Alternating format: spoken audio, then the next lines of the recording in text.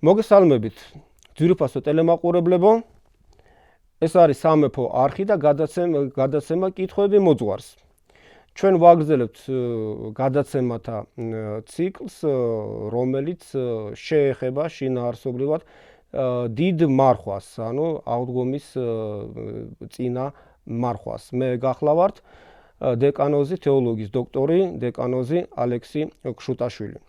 წინა შეხვედრის დროს ჩვენ ვისაუბრეთ წინა დიდი მარხვის წინა მოსამზადებელ ორ კვირაზე, როდესაც იქნა წაკითხული კვირის ღვთისმსახურების დროს, ლიტურგიის დროს სახარებიდან ორი მონაკვეთი, ეს არის ზაქე მეზვერის ისტორია, რომელიც ქალაქ იერიქონში შეეგება მაცხოვარ იესო ქრისტეს და რომელმაც მიიღო კიდევაც მაცხოვარი თავის სახლში ოჯახი, რომელმაც გამოიჩინა სინანული თავისი ცოდვილი ცხოვრების გამო და ამ სინანულის შედეგად, როგორც არის ნათქვამი, გასცა კიდევაც, ანუ პირობა დაადო უпростоროდ რომ უნდა გაეცა, გასცემდა გაჭირვებულებისთვის თავისი ქონების ნახევარს, რომ თქვათ ყველა იმ ადამიანს, ვისთანაც უსამართლოდ იყო მოქცეული და რაღაცა წართმეული რაღაცა ქონება და თანხები ოთხმაგად აუნაზღაურებდა.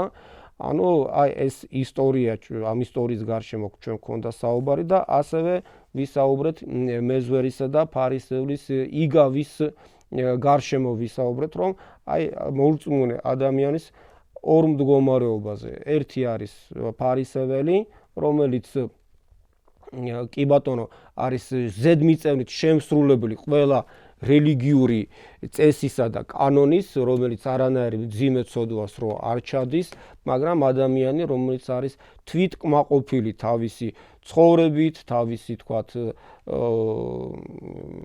თქვათ ზნეობრივ მორალური ცხოვრებით და უფრო მეტიც იმყოფება ამ პარტავნებაში, იმყოფება ხიბლში და ზევიდან უყურებს სხვა ადამიანებს, რომ ესე იგი სხვა ადამიანები მასზე უფრო დაბლა მდგომნი არიან, მასთან ახლოს დადგომის უღირსნის არიან და აი ასეთი ადამიანი იყო ფარისეველი და მეზვერე მეორეს მხრივ იყო აი ასეთი რეალურად ნამდვილად ძალიან ცოდვილი დაცემული ადამიანი, მაგრამ იმყოფებოდა სინანულში და სინანულის გამო ის იყო გაჩერებული ტაძრის სადღაცა შემოსასვლელშივე კარებთანვე, ტაძრის შუა ნაწილებამდეც კი არ მიდიოდა რომ მან დამდგარიყო სალოცავად, აი სადღაცა იქ კარებთანვე იდგა, ინანიებდა თავის ცოდვებს და ლოცულობდა ღმერთო, მილხინე მე ცოდვილს ამას და შემიწყალე მეო. ანუ აქ არის სულ სხვა მდგომარეობა, ჩვენ ვხედავთ ადამიანს, რომელიც რეალურად არის ცოდვილი, მაგრამ მას გააჩნია უნარი რომ დაინახოს თავისი ცოდვები, ის ინანიებს ამ ცოდვებს და ცდილობს ყოველ შემთხვევაში მაქსიმუმად რომ გამოსწორდეს, ანუ გამოსწორების გზაზე იმყოფება და ცდილობს რომ რაღაცა ღვაწლი გაიღოს საიმისოდ, რომ იმ ცოდვილ მდგომარეობაში კი არ გაჩერდეს, არამედ რომ რაღაცა რეალური ცვლილება მოახდინოს თავის ცხოვრებაში. აი ასეთი პიროვნება არის უკვე აქ მეზვერე. აი ამ თემაზე ჩვენ გვქონდა საუბარი ჩვენს წინა შეხვედრაზე და ჩვენ ვაგრძელებთ ასე ვთქვათ იმ სახარების იმ მონაკვეთებზე, რომელიც იქნება და რომლებიც იკითხება აი ამ პერიოდში, როდესაც არის დიდი მარხვის წინა მოსამზადებელი პერიოდი. შემდეგი მონაკვეთი, რომელიც იკითხება კვირადღეს ღვთისმსახურების დროს, მონაკვეთი სახარებიდან, ეს არის უძღები შვილის იგავი. ისევ და ისევ შეიძლება ჩვენ ვივარავდეთ, ეს არის ისტორია, რომელიც იყო მოთხრობილი მაცხოვარი იესო ქრისტეს მიერ თავისი მოწაფეებისთვის. შეიძლება ვივარაუდოთ, რატომაც არა, ანუ ამაში არაფერი ლეგენდარული არ არის. მეზვერისა, როგორც მეზვერე და ფარისევლის ისტორიის შემთხვევაში შეიძლება ასეთი ისტორია სრულად რეალურიც კი ყოფილიყო. შესაბამისად, უძღები შვილის ისტორიაც შეიძლება რეალური ისტორიაც კი ყოფილიყო მომხდარი რეალობაში. მაგრამ მოთხრობილია, რომ სადღაცა აი ასეთი, თქვათ, როგორც იგავის ფორმით ისე არის მოთხრობილი მაცხოვრის მიერ.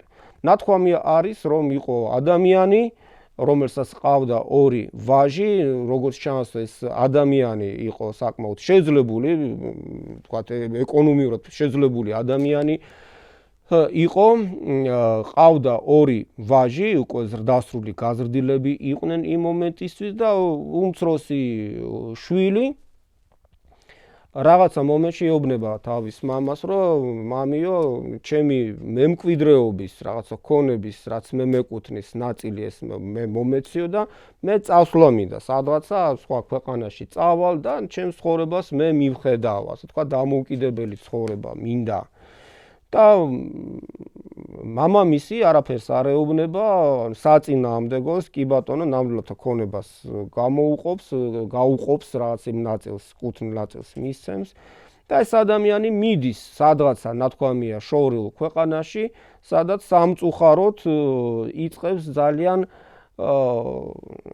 არაზნეობრივ ცხოვრებას, ძალიან ცოდვილ ცხოვრებას, რაღაცა სულიერად ყველანაირ ცოდვას ჩადის და ღმერთისაგან დაშორებულ ცხოვრებას ეწევა.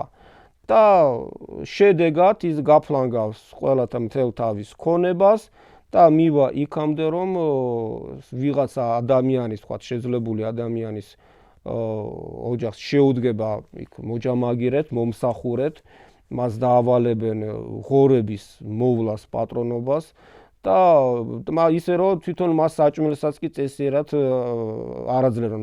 ნათქვამია, რომ შიმშილობა ჩამოვარდებაო იმ ქვეყანაში, გაჭირებული ცხოვრება დადგება და მას ენატრებოდა ხოლმე ის საჭმელიც, რომელიც ღორებისთვის იყო განკუთვნილი, რომ ღორებს რასაც საჭმევდნენ, აი ის საჭმელი ენატრებოდა მას, აი იმ საჭმელსაც მას არავინ არ აძლევდაო, ნათქვამია და რაღაცა მომენტში ის დაფიქრდება, რომ რა მინდაო ამ უცხო ქვეყანაში, ასეთ გაჭირვებულ მდგომარეობაში, მამაჩემის სახლშიო ის მომსახურე ხალხი ვინც არის დაქირავებული, ისინი უფრო მეტად კარგ მდგომარეობაში ცხოვრობენ. და ბარემ წავალ მამაჩემთანო და ვითხოვ შენდობას, რომ მიმიღოს თუნდაც აი როგორც ერთ-ერთი თავისი უკანასკნელი მოსამსახურეო, ასე სტატუსში მიმიღოს, რომ ლუკმაპური მაინც არ მომენატრებაო რაღაცა ელემენტარული საცხოვრებისეული პირობები მექნება.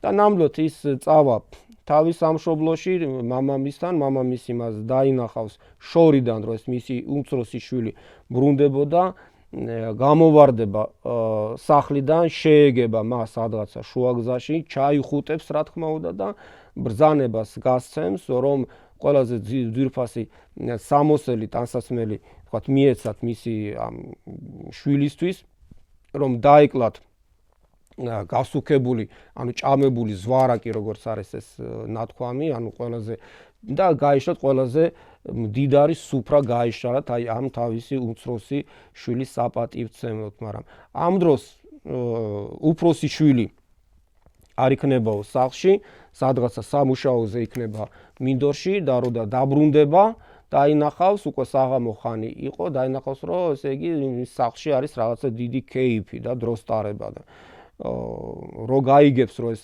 მისი უმცროსი შვილის საპატივცემლოდ იყო გაშლილი, ეს უფრო გაბრაზდება და უარსიტყვის საერთოდ სახლში შესვლაზეც და მამამისი რო გამოვა, ხო, ესადა ეს უფროსი შვილი მამას საყვედურს ეტყვის. ასე მე მთელი ცხოვრება შენ გემსახურები და ერთი ციკანი არ მაჩუქეო მე ჩემს მეგობრებთან, რომ რაღაცა სუფრა გამიშალავ და ეს ცოდვილი და დაცემული შენი უმცროსი შვილი, რომელიც მთელი თავი ნახევარი შენი ქონების ნახევარი გაფლანგაო ცოდვილი ცხოვრებით და მეძავეებში და დროს ტარებაში, ხო, შენ მისთვის რამხელა ასეთი საზეიმო სუფრა გაშალეო. და მამა ეუბნება, რომ შენ ჩემი ყველაფერი ისედაც შენი არისო, მაგრამ ეს შენი უმცროსი ძმა არის მომკვდარი იყო და დაბრუნდა, გაცოცხლდაო და დაბრუნდაო და შენ რატო გშურს მისი პირიქით უნდა გვიხაროდეს მისი დაბრუნება. ანუ ამ თითქმის აი მარტივ ისტორიაში არის ჩადებული ძალიან დიდი რელიგიური სულიერი შინაარსი, რო თქვათ ეს რაღაცა ნაწილებად რომ გავშალოთ ჩვენ და დავინახავთ რატო იყო მოთხრობილი ეს ისტორია და რატო აი ახლა ამ პერიოდში, როდესაც ვემზადებით ჩვენ დიდი მარხვის დასაწყისისთვის, ჩვენ აი ამ ყოველ წელიწადს ვკითხულობთ სახარების ამ მონაკვეთს. ამ შვილების, ვაჟების მამაში ალეგორიულად იგულისხმება მამა ღმერთი, ან თავად ღმერთი იგულისხმება, ხოლო მის ვაჟებში თითოეული ჩვენთაგანი ადამიანები ვართ, ჩვენ ვინც ვართ, რა თქმა უნდა, ღმერთის შვილები რომ ვართ. მაგრამ ვხედავთ აი ადამიანების ორ მაგალითს ვხედავთ, ერთ-ერთი არის უფროსი ვაჟი და მეორე არის უმცროსი ვაჟი, ხო?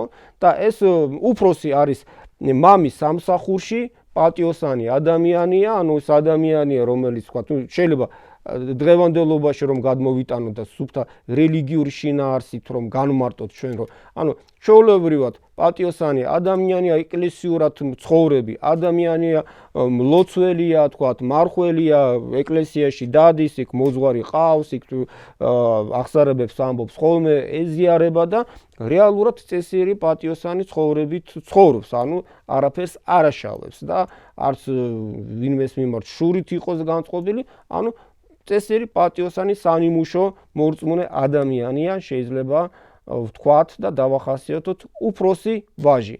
ხოლო უმცროსის შემთხვევაში საპირისპიროდ ვხედავთ, რომ კი, როდესაც თქვათ უკვე გაიზრდება და ზრდასრული გახდება, მას არ სურს მამასთან გაჩერება.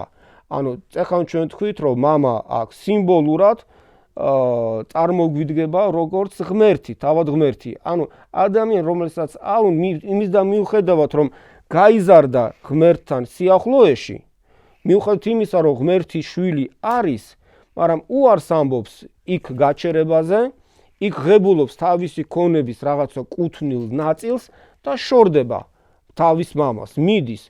არა მხოლოდ მამას შორდება, ანუ საერთოდ ქვეყნიდანაც კი მიდის, სადღაცა შორეულ ქვეყანაში არის ნათქვამი, ხო?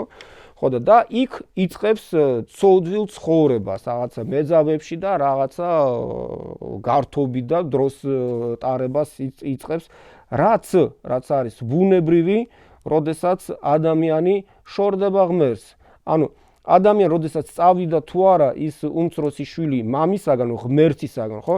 მას ჯერ მიაქვს ის ქონების ნაწილი, ანუ მადლი მიაქვს, მას ჯერ კიდევ ის მადლი მოყვება, რომელიც მას ჰქონდა შეძენილი იმ თავის მამის ოჯახში, ანუ ეკლესიური ცხოვრებით, როდესაც ცხოვრობს რეალურად ადამიანი ეკლესიაში, როდესაც იზრდება, ხო? ის რაღაცა მადლის მატარებელია, ბუნებრივია, მაგრამ როდესაც შორდება ეკლესიას, ეკლესიურ ცხოვრებას, მადლის წყაროს, ღმერთს როდესაც შორდება, ის წაღებული მადლი, ხო? სიწმინდე მას ფიზიკურად ვერ შეინახავს. იმიტომ რომ ის დაიკარგება, გაიფლანგება, შეუძლებელია რომ ადამიანი დაშორდეს ღმერთს, ცხოვრობდეს ცოდვილი ცხოვრებით, ვნებებით სავსე ცხოვრებას ატარებდეს და ამავდროულად ატარებდეს და ინარჩუნებდეს იმ მადლს, რომელიც ჰქონდა მას შეძენილი ეკლესიური თავის დროზე ეკლესიური ცხოვრებით და ღმერთთან სიახლოვით. შეუძლებელია. და ამიტომ არის ნათქვამი, რომ საერთოდ არა მარტო მამის სახლიდან რომ წავიდა, საერთოდ შორეულ ქვეყანაში წავიდა, საერთოდ მაქსიმალურად დაშორდა ეკლესიურ რელიგიურ ცხოვრება და საერთოდ ანუ გადაიხვეწა საერთოდ ისეთ ცხოვრებაში არის ნათქვამი, რომელიც მაქსიმალურად დაშორებულია მადლს და ღმერთს.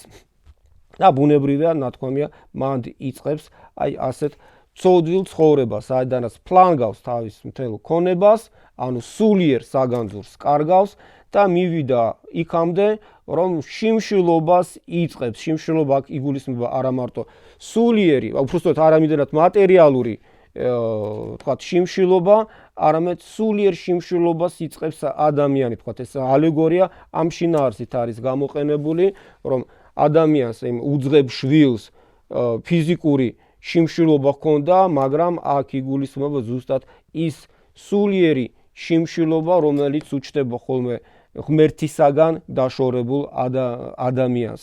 და ის მიდის და სადაცა ღორების მომლელად იწყებს მუშაობას და გავიხსენოთ ის ფაქტი, რომ ძველ აღთმაში ებრაელებისთვის ღორი იცვლებოდა როგორც უწმინდური ცხოველი, ყველაზე საზიზღარი, ბინძური და რაღაც ესეთი თქვათ ცუდი ცხოველი, სადაც რომელსაც არა მხოლოდ თქვათ საკვებში მიღება იყო აკრძალული ღორის, არამედ საერთოდ მისი შენახვაც კი იყო აკრძალული, მისი გარდა მოვლა პატრონობა, ანუ ცოდვასთან, უწმინდურობასთან იყო ასოცირებული ღორი, რაღაცა სიბილწესთან და აქ ადამიანი მიდის და აი ამ საღორეში, ამ სიტყვის სრული გაგებით და ღორებთან ერთად იწყებს ცხოვრებას და ღორის საჭმელებით, საჭმლის საკვებით რო დაანაყრებულიყო, ამასიც კი ნატრუნობს, წარმოიდგინეთ. მაგრამ დადებითი მომენტი აი ისტორიაში არის ის, რომ აი ამ უკიდურესად დაცემულ მდგომარეობაში ყოფნისას, ხო, ეს ადამიანი, ეს უძღებიშვილი მანდ არ რჩება. ანუ სხვა ადამიანი შეიძლება ასეთ მდგომარეობაში ყოფნისას ჩავარდნილიყო სასოწარკვეთილებაში, სადღაცა ჩავარდნილიყო რაღაცა უიმედობაში, საერთოდ ხელი ჩაექნია ყველაფერზე, ღმერთზეც, თავის ცხოვრებაზე, ყველაფერზე, ყველანაირ იმედს დაკარგავდა და როგორც სამწუხაროდ ხდება ხოლმე ადამიანი შეიძლება თვითმკვლელობამდე კი მისულიყო, საერთოდ არანაირი აზრი და შინაარსი აღარ დაენახა თავის ცხოვრებაში. ანუ გადაყოლილიყო შეიძლება აი ამ დაცემულ მდგომარეობას, მაგრამ არა, ამ ადამიანს საბედნიეროდ, აი ამ უძღებშვილს საბედნიეროდ უჩდება ის უნარი და საღი აზროვნება, დროის ამბობს, რომ არა, აი ამ დაცემულ მდგომარეობაში გაჩერება არ შეიძლება და გამოსწორება, ანუ სინანულის და გამოსწორების შანსი არსებობს. ანუ არ ჩერდება აი იმ საღორეში, იმ სულიერ საღორეში და ფიზიკურ საღორეში, მან არ ჩერდება ეს ადამიანი, არამედ ის დგება და მიდის იქიდან და მიდის კიდევ უფრო შორეულ ქვეყანაში კი არა, ისევ თქვათ იმ ცოდულ ცხოვრებას კი არ უბრუნდება საბედნიეროდ, არამედ სინანულით და იმედით ის უბრუნდება თავის მამას, ანუ ღმერთს უბრუნდება, ანუ სხვა სიტყვებით შეიძლება თქვათ, რომ ეკლესიურ, რელიგიურ ცხოვრებას უბრუნდება, ზნეობრივ ცხოვრებას უბრუნდება და ის ამბობს, რომ აგერა იქ მამა ჩემთან ვინც არის ყველაზე უკანასკნელი ადამიანიც კი ის დაქირავებული მოსამსახურეც კი ვინც არის, მაგრამ მამასთან ვინც არის, ღმერთთან ვინც არის, აი ეს ბჭყალებში რა თქმა უნდა, უკანასკნელი ადამიანიც კი, ყველაზე მცირე ადამიანიც კი, ისიც კარგად ცხოვრობს. წარმოიდგინეთ, ანუ ღმერთთან ვინც არის, შეუძლებელია რომ ის ადამიანი იყოს ცუდად ბუნებრივი, იმიტომ რომ ის იმ მადლით იკვებება. და იმ დაცემული მდგომარეობიდან ამ ახალგაზრდამ დაინახა, რომ მე აქ სად ვარ და რატო უნდა ვიყო აქ და ამიტომ ჩემი ბრალიაო მე რაღაც აქ აღმოჩნდი. შეხედეთ, არ დაიწყო დამნაშავეების ძებნა, არ დაიწყო თქვა დადანაშაულება სხვა ვიღაცების. შეხედე, აი ვიღაცებმა მომატყუილეს, ვიღაცებმა ქონება წამართვეს, ვიღაცებმა რაღაცა პირობა მომწეს, დამპირდნენ თითქოს და გამდიდრდებოდი თუ რაღაცა და ბიზნესში გადამაგდეს და ასე შემდეგ. დამნაშავეების ძებნა არ დაიწყო. იმიტომ რომ გააცნობრეთ, მთავარი დამნაშავე მთელ ამ ისტორიაში იყო თვითონ, რომ დაშორდა ღმერთს, დაშორდა მამას და არ გაჩერდა იქ და ის მიდის სინანულით მიდის. ისე კი არა რაღაცა პრეტენზიებით, აბა ახლა მე ხო მაინც შენი შვილი ვარ და მაინც მოდი და მომეცი ჩემი და მოდი და შემინახე. არა, ის სინანულით მიდის და იმედით რომ იქნება და თუ აი არც ვარ მე ღირსი რომ ისე მის შვილად ვიწოდებოდე, მამის შვილად, აი მოსამსახურეთ მაინც უკანასკნელ მოსამსახურეთ მაინც მიმიღოს, მაგრამ სადღაცა იქ მამასთან სიახლოვეში მაინც ვიყო. ანუ ადამიანმა გააცნობიერა რომ ღმერთის გარეშე და ამ დაცემულ მდგომარეობაში ადამიანი ვერ იცოცხლებს, ვერ გადარჩება და ადამიანი მიდის იმ შორეულ დაცემული მდგომარეობიდან, ანუ იმ შორეულ ქვეყნიდან ის ბრუნდება თავის სამშობლოში, ბრუნდება თავისი მამის სახლში ბრუნდება და მამა საინტერესო არის, რომ დაინახავს თავის შვილს სახლში კი არ რჩება. კი არ იფიქრა, ხო, კარგი, აჰა, აი მოდის, კი ბატონო, და აი მოვიდეს და აქ ფეხებში ჩამივარდეს და ასე შემდეგ და მე კიდე შევხედა ვაპატიებ თუ არა. არა, ღმერთი მოსიყვარულეა. ყველა მშობელი მამა მოსიყვარულეა და რა თქმა უნდა ათასმაგად ღმერთი არის მოსიყვარულე თითოეული ადამიანის მიმართ. ის გამოიქცევა, იქეთ გამოიქცევა თავისი სახლიდან და შეეგება თავის აი ამ დაცემულ მდგომარეობაში ყოფ შვილს და მკერში ჩაიხუტებს. მაგრამ აი აქაც რეაქცია ამ შვილის. იმან კი არ იფიქრა რომ ხო, კაი, აი ხედავ, მამა ჩემი გამოვიდაო, ჩამეხუტაო, მომეფერა, ესე იგი მაპატია და ხო, კარგი და ანუ მიმიღებს. არა, მაინც მუხლებში უვარდება და შენდობას ითხოვს. მაინც ანუ ეს ქმედება მისი, ხო, მარტო იქ არ გაჩერდა რომ მივიდა მამასთან, არამედ უფრო მეტის ის გამოხატავს კიდევაც აი ამ სინანულს და მამას ეუბნება, მაპატიო, შემინდეო, მე შევწოდეო, რომ წავედი შენგან, რომ თქვათ იმ წოდული ცხოვრებით რომ ვიცხოვრე და რომ ეს ქონება რომ გავფლანე, დამნაშავე ვარ და მიმიღე თუნდაც აი უკანასკნელ მოსამსახურე ადამიანად მაინც მიმიღეო.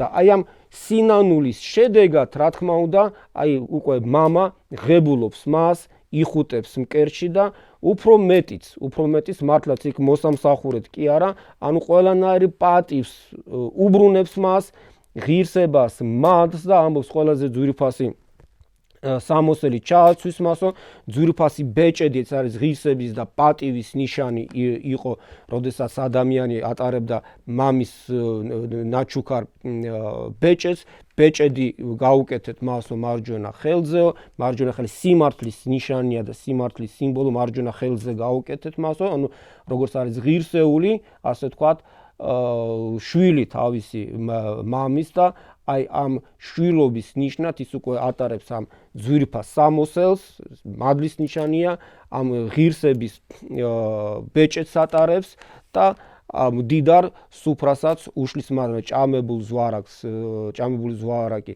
დაკალითო და სუფრა გავშალოთ და ვიმხიარულოთო. და აი რეაქცია იმ უფროსი შვილის, ისევ და ისე რომელიც არის წეხან როგორც ვთქვით, ძალზედ პატიოსანი, წესიერი ადამიანი, მორჩილი ადამიანი თავისი მამის, ყველანაირი წესის, რელიგიური წესის და კანონის შემსრულებელი, მაგრამ ხედავს რა თავის უმცროს შვილს, რომელიც აი ეს დაცემული იყო, რომელმაც თავისი მამის ქონების დიდი ნაწილი გაფლანგა კიდევაც და ასე შემდეგ, ხო? და დაინახა რამხელა პატივით მამამისმა მიიღო ეს წოდვილი შვილი და რამხელა სუფრა გაუშალა მას და რამხელა პატივით მიიღო, ხო? გაბრაზდა, შეშურდა და განრისხდა და საერთოდ თუ არ ითქვა, საერთოდ რომ სახლში აღარ შევალო, ეს რა ხდება, კაცო? და მე მამამისი რომ გამოდის საყვედურობს იქეთ მამას, ეს რას ხედავ, კაცო? მე მთელი ჩემი ცხოვრებაო პატიოსნად გემსახურებიო და ერთი პატარა ციკანი არ მომეციო, რომ ჩემს მეგობრებთან რაღაცა დრო გამეტარებინა, რაღაცა პატარა გვექეიფა და ასე შემდეგ. და ეს ცოდვილი ადამიანი, ეს საზიზღარი ადამიანი, ეს ჩემი უმცროსი ძმა, ხო, რომელმაც შენი ქონება გაფლანგა და ყველაფერი მეძავებთან, რაღაცა მრუშობაში და უბედურებაში, ხო, შენ კიდე აი ასეთი პატივით მიიღე და მახლა სუფრა გაუშალე და ასე შემდეგ. და აი მამამისის პასუხი რა, რომ რატო გშურსო ამისი, რატო ბრაზობო, იმიტომ რომ შენ რო ჩემთან ხარ, შენ სულ ჩემი ხარ და ჩემი ყველაფერი ჩემი, ხო, ისედაც შენიაო. ხო, ანუ შენ ხო არავინ არაფერს არ გართმევს, ხო, ანუ შენ აი ასე ვთქვათ მამის შვილი იყავი და ხარ და ყოველთვის იქნები და შესაბამისად ყველაფერი რაც მამისა შენია, რატო გშურს, მაგრამ აი შენი ძმა, რომელიც საინტერესო სიტყვა არის ნათქვამი, რომელიც მკვდარი იყო. წარმოიდგინეთ, ანუ ის ფიზიკურად მკვდარი კი არ იყო, ხო არ მომკვდარა იქ სადღაცა, ცოცხალი იყო.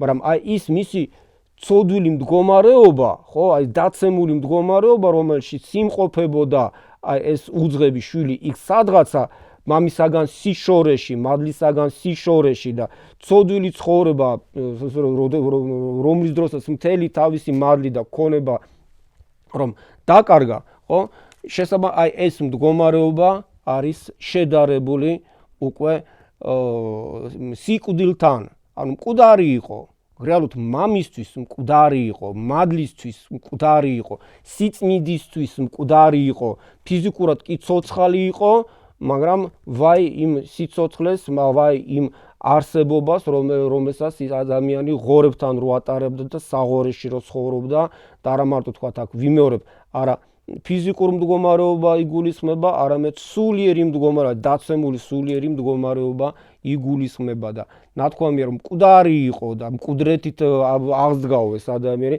სიკვდილისგან სიცოცხლეს დაუბრუნდა, დაკარგული იყო და აგერა მოიპოვა, მოვიდაო თავის მშობლიურ სახლში და ამიტომ ჩვენ გვეკუთვნის რომ ჩვენ ვიმხიარულოთ, ანუ მკვდარი, დაკარგული ადამიანი ჩვენ დავიბრუნეთო, ხო და აი ამაშიც ხედავთ სამწუხაროდ ჩვენ წესიერი პატიოსანი ადამიანები, რომლებიც თქვათ ეკლესიურად ცხოვრობთ და ყველაფერი, ხო, რომელიც არაფერს არ ვაშავთ, მაგრამ სამწუხაროდ ხშირ შემთხვევაში შურით ავივსებით ხოლმე, როდესაც ვხედავთ, რომ აი შეიძლება სხვა ადამიანი, რომელიც შეიძლება იმდენად არ იყოს მორწმუნე, იმდენად არ იყოს ეკლესიური, რელიგიური და ასე შემდეგ და თითქოს და უფრო მეტ კეთილდღეობაში არის და ჩვენ გშურს ამისი და უკვე ვიწყებთ ფიქს, რომ აი ღმერთი უსამართლოა, რატო აი მე ყველაფერს კარგს ხო ვაკეთებ, მე ხომ არაფერს არ ვაშავებ, ხო? და რატო მე ვთქვათ სხვა ადამიანთან შედარებით უფრო მეტად უნდა მიჭირდეს. შეიძლება არაფერი უჭირდეს ადამიანს, ხო, მაგრამ ხედავს რომ ვიღაცა სხვა უფრო მეტად მდიდარია, უფრო მეტი მატერიალური კეთილდღეობა გააჩნია, ხო? და ამ შურით ადამიანი იწყებს ხოლმე განკითხვას, ღმერთის განკითხვას. ბრალს დებს თავის ჭკუაში ღმერთს, რომ თითქოს და ღმერთი უსამართლოა. ანუ სულ ყოველთვის ადამიანი ამ შურის რეჟიმშია, რომ აი მე კი ხო რომ ვარ წესიერი და პატიოსანი და ეკლესიური და მლოცველი და მარხველი, მე უფრო მეტი მეკუთვნის, ხო, მე მეტი ზღირსი ვარ და სხვა ადამიანებს ზემოდან უყურებს, ამპარტავნებით უყურებს ისევ და უყურებს ისე და აფასებს ისე, რომ აი ვიღაცა რაღაცის ღირსი არ არის. ვიღაცა ვთქვათ ვიღაცას არ ეკუთვნის თუნდაც ან მატერიალური ვთქვათ კეთილდღეობა, ქონება, რაღაცა სიკეთე და ასე შემდეგ და ღმერთს განიკითხავს და ღმერთს გმობს საბოლოო ჯამში. სამწუხაროდ ჩვენ აი ხშირად ვართ ამ უძღების შვილის მდგომარეობაში, რომელიც შორდება საერთოდ ღმერთს და ფლანგავს იმ ცირეოდ მადს, რომელიც ჰქონდა ჩვენ აქამდე შეძენილი და მოპოვებული, მოხვეჭილი და ფლანგავთ მეძავებში და ცოდულ ცხოვრებაში, მაგრამ საბედნიეროდ აი ამისკენ მოგვიწოდებს კიდევაც ჩვენ ღმერთი, რომ არ გავჩერდეთ იქ აი იმ დაცემულ მდგომარეობაში და დავუბრუნდეთ მამა ღმერთს, დავუბრუნდეთ მადლს, ეკლესიას, დავუბრუნდეთ და ისევ მივიღოთ ღმერთის მამობა და წესიერი პატიოსანი შვილობა გავუწიოთ ღმერთს და მეორეს მხრივ ხანდახან ჩვენ ვდგებით აი ამ უფროსი შვილის მდგომარეობაში, რომელიც წესიერად პატიოსნად რეალურად ცხოვრობს, არაფერს არ აშავებს, მაგრამ შინაგანად სულიერად შურით არის სავსე და ყოველთვის თავის თავს ადარებს სხვა ადამიანებს და ფიქრობს, რომ მას თვითონ რაღაც წესიერი და პატიოსანია, უფრო ბევრი ეკუთვნის და როდესაც ხედავს, რომ სხვა ადამიანს რაღაცა აქვს ისეთი, რაც როგორც თვითონ მას წარმოუდგენ, იმას არ ეკუთვნის, აი რატო აქვს იმას, რატო ღმერთი აი იმას რაღაცას აძლევს, რატო უფრო მეტი გააჩნია და მე ნაკლები და აი ასეთ სულიერ ბრძოლაში, შინაგან სულიერ ბრძოლაში ხოლმე ვარდება ადამიანი და ღმერთს განეკითხავს, ადამიანებს განეკითხავს, შურით ივსება, განკითხვით და ასე შემდეგ. და მესამე მხრიდან ჩვენ ვხედავთ მამა ღმერთს, ანუ მამის სახით, რომელსაც უყვარს ყველა შვილი, ასეთიც, ისეთიც და ცდილობს რომ შეინარჩუნოს, ასე ვთქვათ, ყველა შვილი და არც ერთი შვილი რომ არ დაკარგოს და კიდე ერთი პატარა დეტალი გავიხსენოთ, როდესაც ეს უმცროსი შვილი რო ეუბნება მამას, რომ აი უნდა ავდგე და წავიდეო, ხო და ქონება გამიყავიო, მამა არ აჩერებს, საინტერესო არ აჩერებს მამა. ხო და შეიძლება ვიფიქროს, რატო არ გააჩერა, რატო გაუშვაო, ხო შეიძლება ეთქვა, ნუ წახვალ, სადმი ხვალ, სად უნდა წახვი, რა უნდა გააკეთო, არაფერი არ გამოგივა და აგერ ისევ აქ იყავი ჩემს გვერდით, არაფერს არ ეუბნება. კი ბატონო, გეკუთნის წასვლა გინდა, კი ბატონო, აგერა გაუყო ის ქონება და მისა და არ გააჩერდა, წავიდა ეს ადამიანი. რატომ? Ემიტომ რომ რა თქმა უნდა, მამას უყვარს შვილი. ღმერთს ვუყვარვართ ყველანი ჩვენ, რა თქმა უნდა. მაგრამ მამა ღმერთი არავის არ გვაძალებს. ანუ შვილობა გულისხმობს იმას, რომ ჩვენ თვითონი ჩვენთაგანი ჩვენივე ნებით, კეთილი ნებით, სიყვარულით უნდა ვიჩენდეთ აი ამ ღვთისმიმართ მორჩილებას. კეთილი ნებით ჩვენ თვითონვე ჩვენივე თავისუფალი ნებით და გადაწყვეტილებით და აზროვნებით უნდა კეთილ საქმეებს ვაკეთებდეთ, ცხოვრობდეთ ეკლესიურად და ასე შემდეგ და არა ისე რომ ჩვენ ვიღაცა გვაიძულებს, ან თითქოს და ეს ჩვენი ვალი იყოს, მოვალეობის გამო, არც ერთ შემთხვევაში, ხო? ანუ ღმერთი ჩვენ გვიჩვენებს გზას, ცხონების გზას. აი ამ გზაზე უნდა იარო რომ ღმერთთან მიხვედე. აი ეს გზა არის, რომელიც მიგიყვანს ტაძრისკენ რომ მიგიყვანს. აი ეს არის ის მამული და სახლი, სადაც შენ მამა ღმერთი რო გელოდება. მაგრამ არ გაიძულებს შენ რომ გინდა თუ არა ამ გზაზე იარო, გინდა თუ არა ეკლესიაში მიხვედე, თუ გინდა თუ არა თავის მამულ სამშობლოში მამასთან, სულიერ მამასთან რომ იყო. ის შენ გეძახის, მაგრამ არ გაიძულებს რომ მანდ გაჩერდე და იქ იყო და იქ იმ გზაზე იარო. თავისუფლებას გაძლევს, თუ არ გინდა, კი ბატონო, თავისუფალი ხარ, სადაც გინდა იქ წახვიდე, მაგრამ ღმერთი ყოველთვის ჩვენს მოლოდინშია. ღმერთი არ გვეუბნება, როგორც აი მამამ არ უთხრა, სად მიდიხარ და გაჩერდი და აქ იყავიო, ხო? და არ დაუწყოთ შენ, აი წახვალ და ყველაფერს დაკარგა და მერე ჩემთან აღარ მოხვიდე და აღარ დაგინახო და არა, ასეთ ლაპარაკებს ადგილი არ ქონდა, წასვლა გინდა, კი ბატონო, არავინ ძალით, არავინ არ გაჩერებს და თითოეულ ჩვენთაგანს ძალით, რა თქმა უნდა, არავინ არ გვაჩერებს ეკლესიაში. ღმერთი ჩვენ გველოდება ყოველთვის, ღმერთს უყვარვართ და როდესაც დაინახავს, რომ ცოდვილი ადამიანი ბრუნდება თავის მამულში და სამშობლოში და ეკლესიაში, ღმერთი თვითონ აგერა სირბილით აქეთ მოდის და შეგვეგება და გვიხუტებს თავის მკერდში და გვიბრუნებს აი იმ მადლს და იმ სიდიდეს და იმ პატივს მადლის სახით, რა თქმა უნდა, გვიბრუნებს ჩვენ. აი ეს არის უკვე უძღები შვილის იგავი. ჩვენ დღეს დავასრულოთ ჩვენი საუბარი და შემდეგ შეხვედრებზე ისევ გავაგრძელებთ ჩვენ იმ იგავების განხილვას, მოთხრობას, ანუ სახარებების მონაკვეთების განმარტებას, რომელიც იკითხება ხოლმე დიდი მარხვის მოსამზადებელი კვირების დროს, ღვთისმსახურებების დროს. დიდი მადლობა ყურადღებისთვის, ეს არის სამეფო არხი და გადაცემა კითხვები მოძღვარს. მე გახლავართ დეკანოზი, თეოლოგიის დოქტორი ალექსი ქშუტაშვილი. დიდი მადლობა ყურადღებისთვის, გემშვიდობებით, კარგად იყავით.